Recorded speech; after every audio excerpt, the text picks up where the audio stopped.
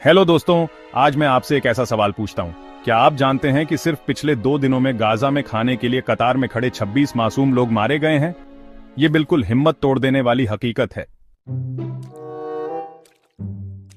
अगर ये सवाल आपके मन में तूफान खड़ा कर दे रहा है तो वीडियो खत्म तक जरूर देखें, क्योंकि इसमें हर बारीक पहलू को सीने से लगाएंगे। अगर आप न्यूज अपडेट और गहराई से समझना चाहते हैं तो चलिए शुरू करते हैं। गाजा में इस समय क्या हो रहा है, इसका सबसे बड़ा सच ये है कि 2 दिन पहले 26 लोग, जिसमें कई खाने की मदद लेने आए थे, इजरायली हमलों में मारे गए।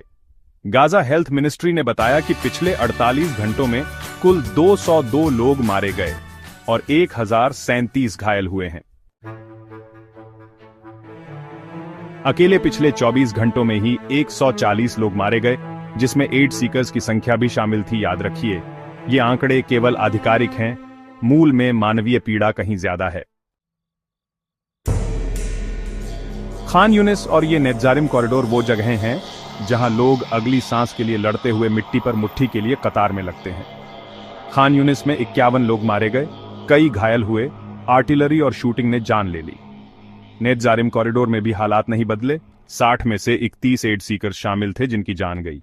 ये सिर्फ नाम नहीं, ये उन अल्पसंख्यक लोगों की वो खामोश आंकड़े हैं जो रोटी की उम्मीद में गए थे। गाजा में सिर्फ भूख ही नहीं, प्यास भी बर्बाद कर रही है। यूनिसेफ ने चेताया है कि सिर्फ 40% ड्रिंकिंग वाटर ऑपरेशंस ही बची हैं और बच्चों की हालत चिंताजनक है। इस बीच मोर्चों पर एड सेंटर्स पे बमबारी चल रही है और पानी की सप्लाई पर रोक है, जिससे मनमशूला सूखे की स्थिति बन चुकी है। कोशिशों के बावजूद समस्या अटकी हुई है। जीएचएफ, जो अमेरिका इजराइल समर्थित है, वहां खाद्य वितरण करने की कोशिश कर रहा है, लेकिन वहां भी लोग मारे जा चुके हैं। यूएन, WHO, यूनाइसेफ जैसी संस्थाएं ये कह रही हैं कि यह सिस्टम अक्षम और खतरनाक है।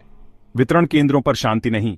ताजा वीडियो और गवाहों के अनुसार टैंक, ड्रोन, गोलीबारी की घटनाएं सामान्य हो चली हैं। इजराइल सेना बार बार वार्निंग शॉट्स और खुद को सुरक्षा का दावा करती है। उनका कहना है कि वो केवल संभावित आतंकवादी को निशाना बना रहे हैं, लेकिन गवाह कहते हैं टैंक सामने है, मशीन गन सामने है, ड्रोन ऊपर से उड़ रहा है। जब टैंक पीछे हटता है, लोग दौड़ते हैं। वीडियो में यह साफ दिखता है कि कई निर्दोष लोग गोली या शेलिंग से घायल या मारे गए, जिनमें महिलाएं और बच्चे भी शामिल हैं। ये सिर्फ आंकड़े नहीं, ये जिंदगियां हैं।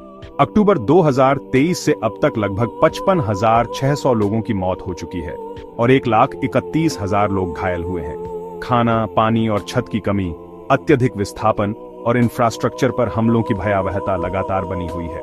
WHO और UN ने कहा है कि गाजा अब एक एपोकलिप्टिक सिनेरियो बन चुका है, आसपास का खोखलापन और पीड़ा जैसे किसी डिस्टोपियन कहानी से आई हो। दोस्तों, अगर आपको ये जानकारी सहायक लग रही है तो वीडियो खत्म होते होते सब्सक्राइब करना ना भूलें, बिल्कुल वैसे ही जैसे हम बीच में अपने विचार विनिमय करते हैं। और हाँ, अगर किसी हिस्से ने आपको झकझोड़ा तो एक लाइक दे देना, क्योंकि ये सिर्फ एक मीठा दबाव नहीं बल्कि आपकी आवाज बनता है, हमारे बीच की बातचीत का हिस्सा। अक्टूबर 2023 की शुरुआत, जब हमास ने उस बड़े हमले को अंजाम दिया। फिर इजराइल का जवाब आया, सीज फायर टूटा। फरवरी का फ्लोर मैस्कर, जिसमें 118 लोगों की मौत हो गई, जैसी घटनाएं हुई। मार्च 2025 में राफा में पैरामेडिक मास किलिंग का कानूनी मुकदमा भी सामने आया। गाजा में मीडिया बहुत ही ज्यादा रिस्ट्रिक्टेड है, खासकर फॉरेन जर्नलिस्ट के लिए।